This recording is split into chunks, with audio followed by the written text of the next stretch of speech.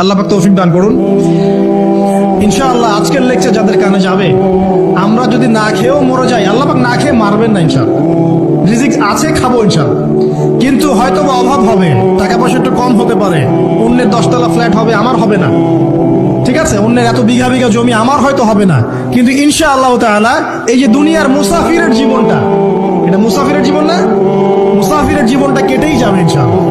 কাটবে না, যে কোনো ভাবে কেটে তো যাবেই ইনশাআল্লাহ।